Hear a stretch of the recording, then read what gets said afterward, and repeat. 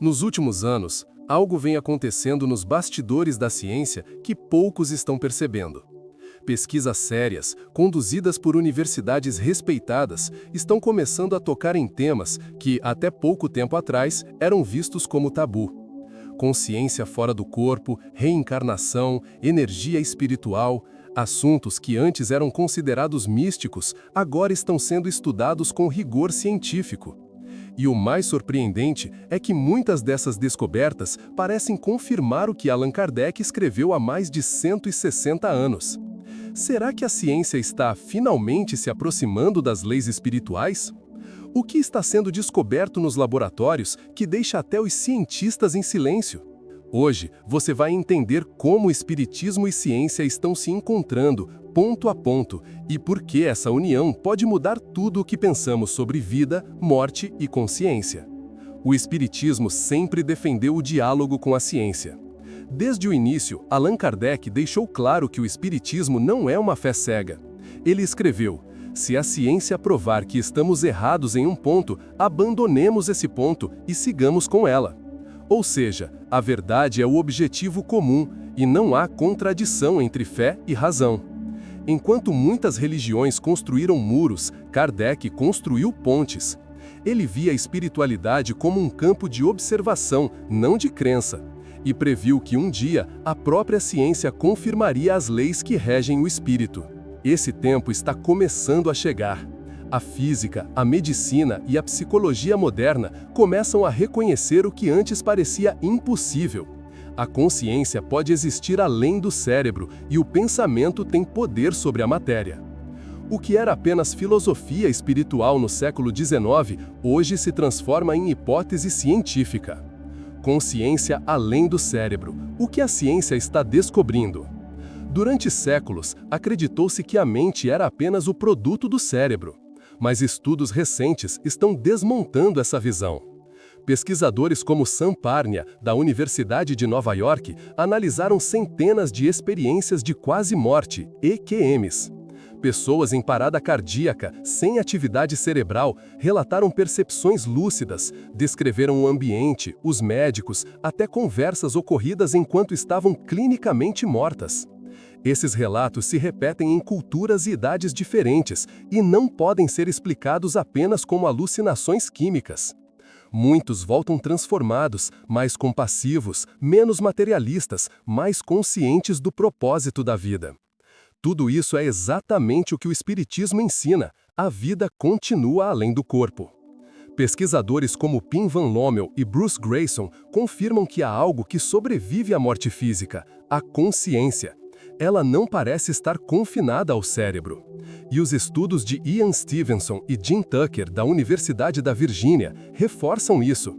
Centenas de crianças lembrando detalhes verificáveis de vidas passadas.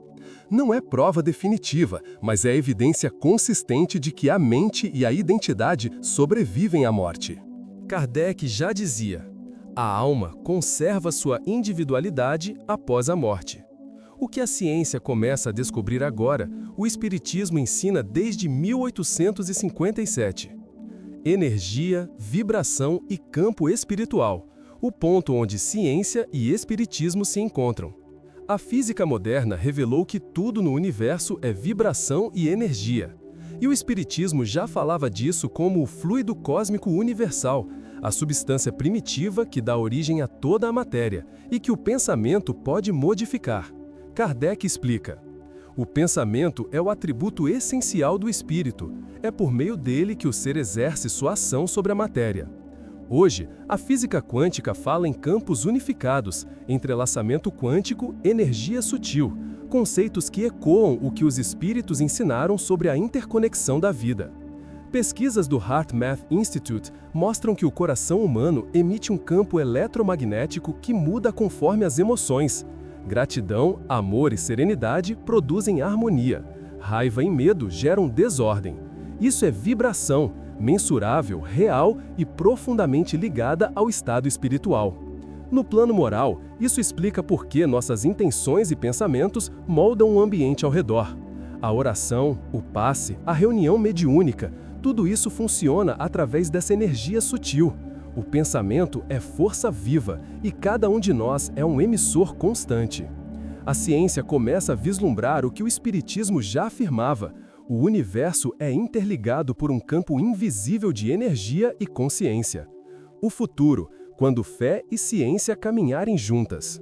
Por muito tempo, a humanidade viveu em conflito entre o dogma e o materialismo, mas o futuro que Kardec previu está se formando: o encontro da fé raciocinada com a ciência espiritualizada.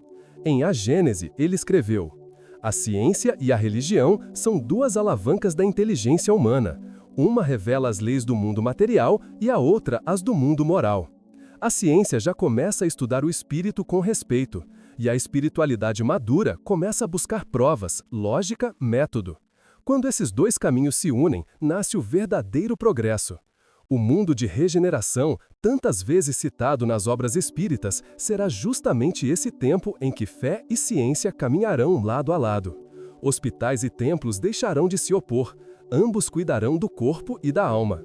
A educação formará mentes lúcidas e corações compassivos, e o conhecimento será usado para curar, não para dominar. Nesse futuro, a ciência não precisará mais confirmar o espiritismo, porque espiritismo e ciência estarão dizendo a mesma coisa, em linguagens diferentes, sobre uma única verdade: o espírito é a essência da vida.